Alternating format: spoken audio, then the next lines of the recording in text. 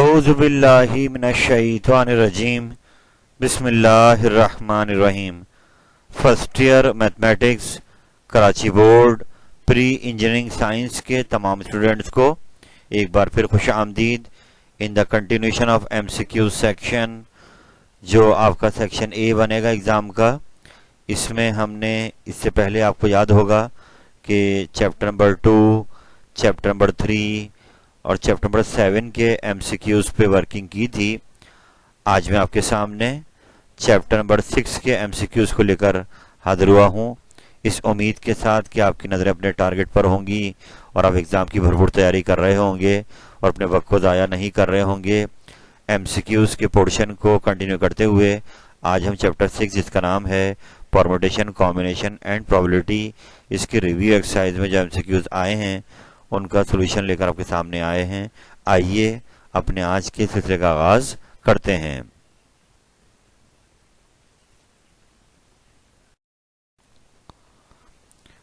तो चैप्टर 6 का पहला एमसीक्यू आपके सामने आ गया है। आइए सवाल को पढ़ते हैं कि इस क्वेश्चन में क्या कहा जा रहा है।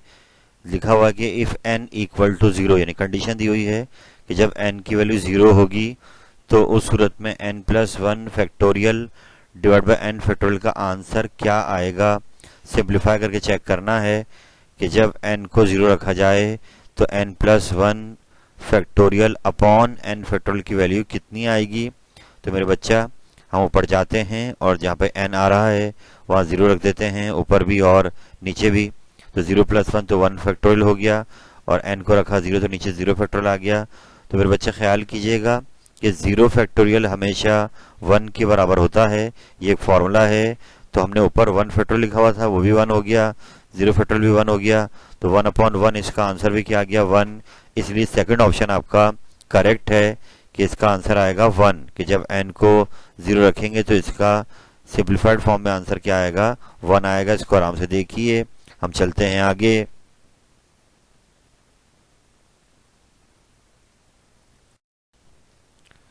बेटा, चैप्टर 6 का सेकंड एमसीक्यू आपके सामने आ गया है। प्रोबेबिलिटी मांगी जा रही है कि जब हम एक डाइस को, जो कि लूडो आप खेलते हैं, जो लूडो का छक्का होता है उसको डाइस कहा जाता है, तो डाइस को थ्रो किया गया है और बताइए कि 7 आने का चांस क्या है।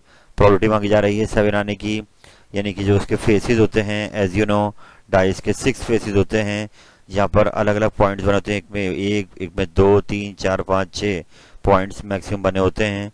तो 7 तो डाइस में कहीं होता ही नहीं है, इसलिए ये इवेंट मुमकिन ही नहीं है। इसलिए प्रोबेबिलिटी का आंसर क्या आएगा, 0, कि प्रोबेबिलिटी लाई करती है बिटवीन 0 एंड 1। तो इसका आंसर क्या आएगा, 0, क्योंकि जो इवेंट ये मांग रहे हैं ये मुमकिन ही नहीं है। डाइस के थ्रू में 7 नहीं आ सकता, मैक्सिमम 6 आ सकता है, इसलिए इसका आंसर क्या आएगा, 0। First option is the correct answer. चलते हैं आगे।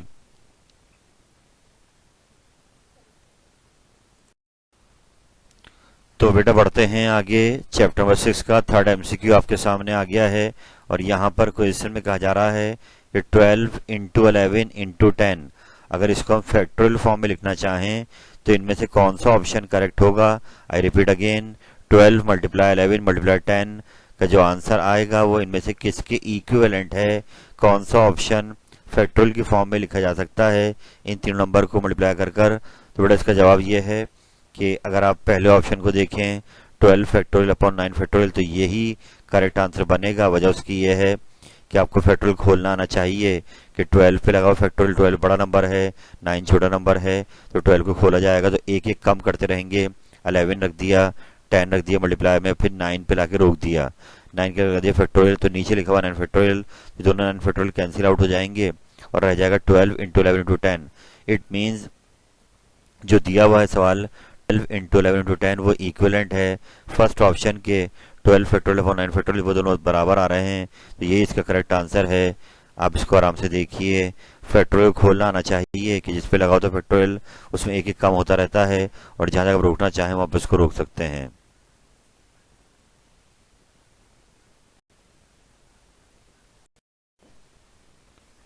बेटा ये अगला सवाल आपके सामने आ गया है नंबर 4 और ये रिलेटेड है प्रोबेबिलिटी के चैप्टर से कि यहाँ पर देखते हैं सिचुएशन क्या पूछी जा रही है कि इफ टू इंडिपेंडेंट इवेंट्स, जिनका नाम है ए और B, occur in P and Q ways respectively, यानी कि यहाँ पूछा जा रहा है कि भाई दो अलग अलग इवेंट जैसे हों। फॉर एग्जाम्पल जैसे कि आप एक डाइस ले लें कि छक्का रोल किया जा रहा है, और एक कॉइन को ले लें टॉस किया जा रहा है, ये दो अलग अलग इवेंट हो गए। अब आपको पता है कॉइन टॉस करेंगे तो हेड और टेल आते हैं, दो वेज होते हैं। और ऐसे ही अगर डाइस को रोल करेंगे तो 6 वेज पॉसिबल हैं, 6 वेज मुमकिन हैं। तो यहाँ पर उन्होंने उनके अलग अलग वेज दिए हुए हैं कि ए इवेंट का वे पी है और बी इवेंट के वेज क्यू हैं। आप बताइए अगर हम दोनों इवेंट को अकर कराना चाहते हैं, यानी कि द नंबर ऑफ वेज मांगे जा रहे हैं कि बोथ इवेंट्स कैन अकर, दोनों इवेंट अगर हो जाएं, तो उस सूरत में नेट आंसर क्या आएगा। तो बेटा इसमें हम दोनों की प्रोबेबिलिटी को मल्टीप्लाई कर देते हैं पी इंटू क्यू वेज, यानी कि पी इंटू क्यू, यानी कि अगर हम उसकी बात करें कि अगर आप डाइस के जो हैं 6 और कॉइन के 2 उनको मल्टीप्लाई करें तो 12 पॉसिबल इवेंट्स आपके बन सकते हैं। तो इसलिए P into Q ways is the correct answer कि दोनों इवेंट को अगर कराना है तो फिर यहाँ पे एंड आ रहा है कि यहाँ पर आप दोनों को अगर कराइए, तो इसलिए मल्टीप्लाई का ऑप्शन करेक्ट होगा। आप इसको आराम से देखिए, हम चलते हैं आगे।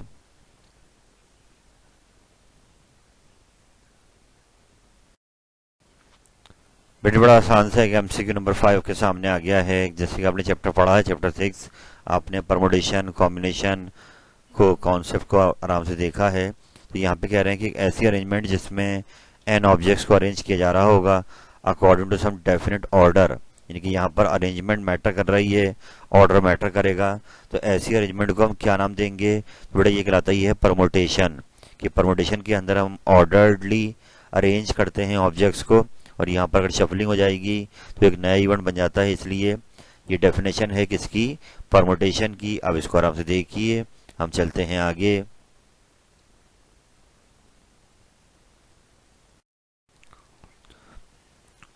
तो बेटे जैसे आपने पिछला एमसीक्यू किया कि वहां पर लिखा हुआ था कि अरेंज करेंगे एन ऑब्जेक्ट्स को, वहां पर ऑर्डर में अरेंज करना था। यहाँ लिखा हुआ है कि आप विदाउट एनी ऑर्डर, यानी कि कोई अरेंजमेंट तो करनी है मगर ऑर्डर का ख्याल नहीं रखना, तो ऐसी अरेंजमेंट कहलाती है कॉम्बिनेशन। यानी कि आप सेलेक्ट कर लें, सेलेक्ट करके आप कहाँ रख रहे हैं ये मैटर नहीं करेगा, आगे पीछे शफल कर दें उससे कोई फर्क नहीं पड़ेगा। तो ऐसी अरेंजमेंट कहलाती है कॉम्बिनेशन। और जहाँ पर अरेंजमेंट मैटर करती है, ऑर्डर मैटर करता है, वो कहलाता है परमोटेशन। तो इसलिए इसका आंसर क्या आएगा, कॉम्बिनेशन आएगा। चलते हैं आगे।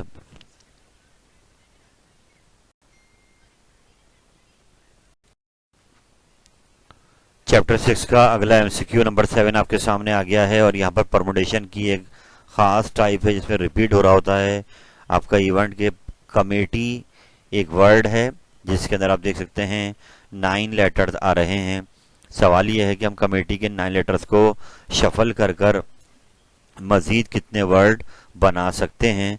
तो बेटे आपको याद होगा जहाँ पे रिपीट हो रहते हैं इवेंट्स, उसके लिए फॉर्मूला होता है कि हम टोटल को ऊपर रखते हैं और बाकी जो रिपीट फ्रीक्वेंसीज होती हैं अलग अलग जो आपके पास लेटर्स हैं उनको नीचे रखा जाता है, डिवाइड में रखा जाता है। तो इसको लिखने का तरीका ये भी होता है कि आप टोटल कितनी यहाँ पर 9 को आपने ऊपर रख दिया, और 2 M हैं, 2 T हैं और 2 E हैं, तो उनके 2 नीचे आ गए। तो जैसे 9 factorial upon 2 factorial into 2 factorial into 2 factorial लिख दें, या ब्रैकेट में लिख दें ऐसे 9 और 2 नीचे लिख दें। तो ये इसके परमुटेशन के वेज होंगे, ये इसके परमुटेशन का जवाब होगा कि कमेटी के तमाम लेटर्स को यूज करके हम मजीद जो वर्ड बना सकते हैं। ये उसकी क्वांटिटी निकालने का फॉर्मूला है, इसके परमुटेशन निकालने का फॉर्मूला है। आप इसको आराम से देखिए, हम चलते हैं आगे।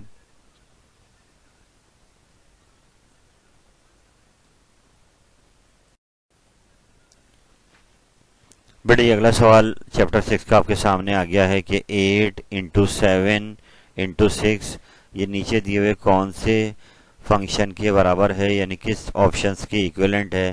पहले लिखा हुआ 8p3, यहाँ पे NPR का फॉर्मूला है, 8c3 NCR का फॉर्मूला है। तो आइए देखते हैं कौन सा ऑप्शन करेक्ट होगा। As you know NPR permutation का फॉर्मूला होता है n factorial upon n minus r factorial. तो मैं जो पहला ऑप्शन दिया हुआ है 8p3 वाला, अगर आप उस पर काम करें तो n आपका 8 हो गया, r आपका 3 हो गया। तो ऊपर रख दिया आपने 8 फैक्टोरियल, नीचे रख दिया आपने r की 3 फैक्टोरियल, यानी 8 माइनस 3 फैक्टोरियल। तो ऊपर आ गया 8 फैक्टोरियल, नीचे आ गया 5 फैक्टोरियल। अब 8 को खोल दिया, 8 7 6 5 फैक्टोरियल तक, नीचे फैक्टोरियल लिखा हुआ जो कैंसिल आउट हो जाएगा, तो 876 ये इसके इक्विवेलेंट आ गया, तो इसलिए 8p3 is the correct option for 8 into 7 into 6। बाकी ऑप्शन गलत हैं, आप इसको आराम से देखिए। हम चलते हैं आगे।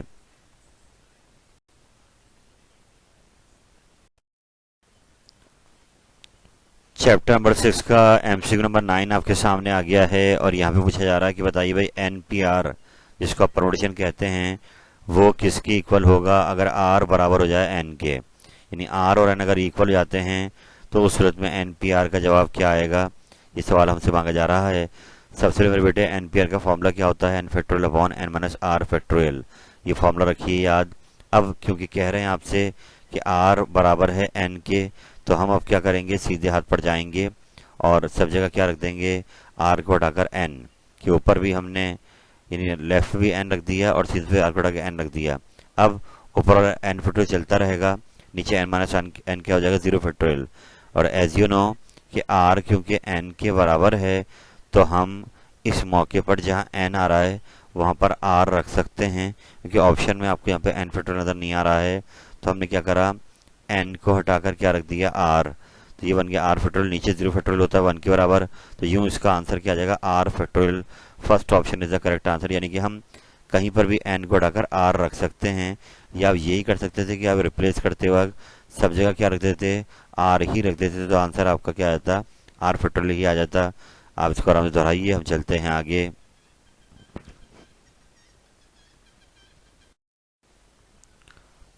बेटे ये चैप्टर 6 का अगला एमसीक्यू नंबर 10 आपके सामने आ गया, जब कि नेकलेस की बात हो रही है कि नेकलेस, जैसे मैंने डायग्राम सामने दिखा रहा हूँ आपको इमेज में कि एक नेकलेस है जिसमें बीड्स अरेंज हुए होते हैं। तो यहाँ पे क्वेश्चन किया जा रहा है कि हम ये जो बीड्स लगाए हुए हैं अलग अलग कलर्स के, इनको कितने अंदाज में अरेंज कर सकते हैं नेकलेस की सूरत में। तो बेटा याद रखिएगा, नेकलेस की सूरत में आपके पास ये दोनों साइड से स्टार्ट हो सकता है, यहाँ से स्टार्ट करना चाहें या फिर यहाँ से स्टार्ट करना चाहें। तो सर्कुलर परमुटेशन का आंसर था n-1 फैक्टोरियल। तो वो क्योंकि अब यहाँ पर क्लॉकवाइज या एंटी क्लॉकवाइज दो अलग अलग अरेंजमेंट बनेंगी, तो इसलिए इसको 2 से डिवाइड कर देते हैं।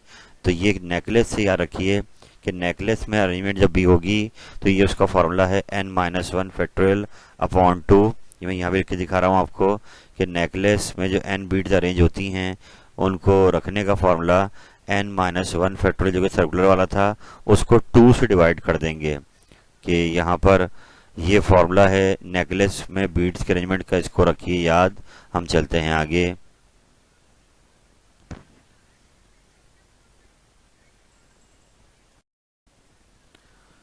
नंबर 11 आपके सामने आ गया चैप्टर 6 का एमसीक्यू। बड़ा आसान सा एमसीक्यू है कि आप देखें, यहाँ पर कहा जा रहा है कि any subset of a sample space is called. यानी कि सैंपल स्पेस आपने नाम सुना है, प्रोबेबिलिटी के सवाल में हम हर बार जब भी सवाल करते हैं सैंपल स्पेस की क्वांटिटी निकालते हैं, तो ये कह रहे हैं कि सैंपल स्पेस के जो मेंबर होते हैं, यानी जो सबसेट्स होते हैं सैंपल स्पेस के अंदर जो एलिमेंट होते हैं, उनको क्या कहा जाता है। तो बेटे उनको हम कहते हैं इवेंट।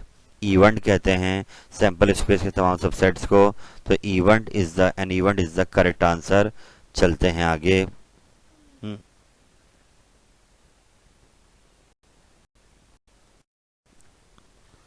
बेटे चैप्टर 6 का अगला एमसीक्यू सामने आ गया है, नंबर 12। यहाँ कहा जा रहा है कि अगर दो इवेंट्स हैं ए और बी और उनका जो इंटरसेक्शन है वो आ रहा है नल सेट एम्प्टी सेट, यानी ये शो कर रहा है कि ए और बी इवेंट एक साथ इवेंट अकर नहीं हो सकते, यानी उनका इंटरसेक्शन क्या है, नल सेट है।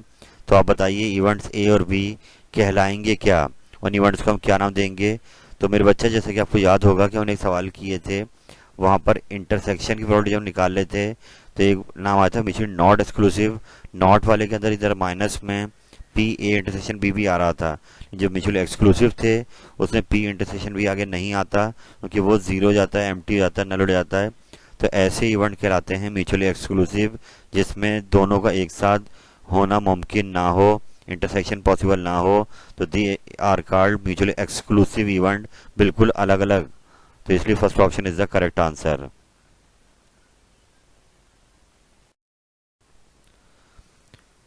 चैप्टर 6 का अगला सवाल सामने आ गया है, नंबर 13 आपके, कि एक डाई को रोल किया जा रहा है, साथ में कॉइन को भी टॉस किया जा रहा है। तो बताइए टोटल पॉसिबल आउटकम्स इन दोनों इवेंट के क्या हो सकते हैं। तो मेरे बच्चे, जैसा कि आपको मैंने पहले भी डिस्कस किया था कि डाई के अंदर 6 आउटकम होते हैं और कॉइन के अंदर 2 होते हैं। तो ऑल पॉसिबल आउटकम्स हम इन दोनों को मल्टीप्लाई करके निकालेंगे। 6 2 जा 12, यानी कि 6 आउटकम आपके डाई के आ गए, 2 आउटकम हेड और टेल ये कॉइन के आ गए, और दोनों के पॉसिबल आउटकम को मल्टीप्लाई कर देंगे तो 12 इस सवाल का आंसर हो जाएगा। आप इस आराम से देखिए।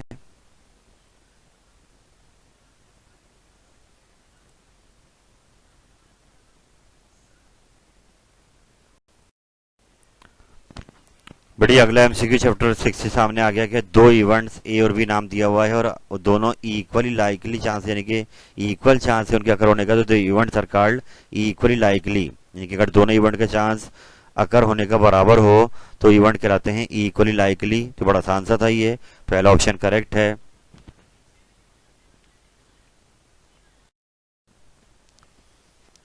बेटे चैप्टर 6 का अगला एमसीक्यू नंबर 15 आपके सामने आ गया है और यहाँ पर कह रहे हैं आपसे कि एक इवेंट का नाम अगर ई है और वो उसका सैंपल स्पेस एस है, तो बताइए कि उसकी प्रोबेबिलिटी का एक जनरल फार्मूला क्या बनेगा, क्या वैल्यू आएगी। तो बेटा एज यू नो, प्रोबेबिलिटी जो है लाई करती है 0 और 1 के दरमियान में।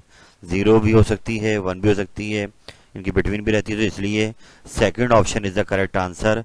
लेस देन और इक्वल टू का साइन हम करेक्ट लेंगे। थर्ड में इक्वल टू नहीं लगा हुआ, लेस लगा हुआ, तो इसलिए थर्ड करेक्ट नहीं है।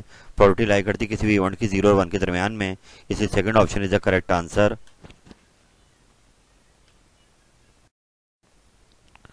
नंबर 16 पर आ गए हैं चैप्टर 6 के एमसीक्यू। बहुत आसान सा एमसीक्यू है कि आपको यहाँ पर एक इवेंट का पूछा जा रहा है कि भाई एक कॉइन को हम टॉस करेंगे, बताएं टेल आने का चांस क्या है। तो एज यू नो, कॉइन के अंदर दो ही चीजें होती हैं, हेड और टेल एक फेस पर होता है, तो इसलिए 1/2 is the chance for getting a tail in a single toss of coin.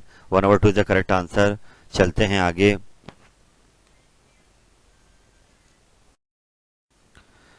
बेटे चैप्टर 6 का नंबर 79 एमसीक्यू सामने आ गया है। 3 dies are rolled simultaneously, then number of sample space कितने होंगे। तो बहुत ही इजी है मेरे बेटे, इसके अंदर क्या एज यू नो 3 डाइज हैं, तो तीनों के 666 इवेंट जो हैं वो मल्टीप्लाई हो जाएंगे। तो 216 इज द करेक्ट आंसर। कि आपके पास अगर 3 डाइज एक साथ रोल किए जाएं तो 216 पॉसिबल आउटकम हो सकते हैं, इसलिए third option is the correct answer. चलते हैं आगे। बेटे ये अगला एमसीक्यू सामने आ गया नंबर 18। बहुत ही इजी है कि दो टीम्स मैच खेल रही हैं, उनके नाम हैं ए और बी और प्लेइंग ए मैच। तो चांस बताइए कि टीम ए हारे ना, यानी आसान जवाब में टीम ए के जीतने का चांस पूछा जा रहा है। तो दो टीमें हैं तो 2 नीचे आ गया, टीम ए 1 है यानी 1 है, तो 1/2 इज द करेक्ट आंसर। कि team A does not lose, मतलब टीम ए विन का आंसर 1/2 चांस है प्रोबेबिलिटी। तो बहुत इजी सा एमसीक्यू था। चलते हैं आगे।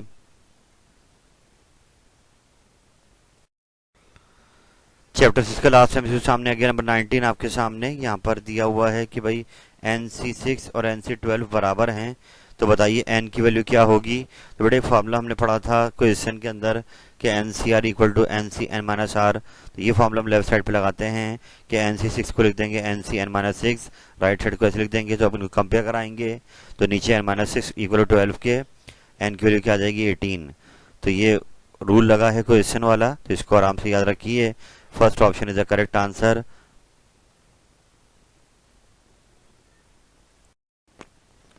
अल्हम्दुलिल्लाह रब्बिल आलमीन। अल्लाह ताला की दी हुई अता से मैंने आपके सामने आज चैप्टर 6 के तमाम एमसीक्यूज सॉल्व करा दिए हैं। याद रहे मैंने सवेरे चैप्टर 2, 3 और 7 के एमसीक्यूज भी डाले हैं, तो उनको भी देखिए, इसको भी देखिए और नजर अपने एग्जाम पे रखिए। बार बार इनको दोहराइए, रिफ्रेश करते रहिए। इंशाअल्लाह ताला सेक्शन है आपका बहुत अच्छा हो जाएगा। अल्लाह ताला आपका हमें नासिर हो। फी अमानिल्लाह। अल्लाह हाफिज।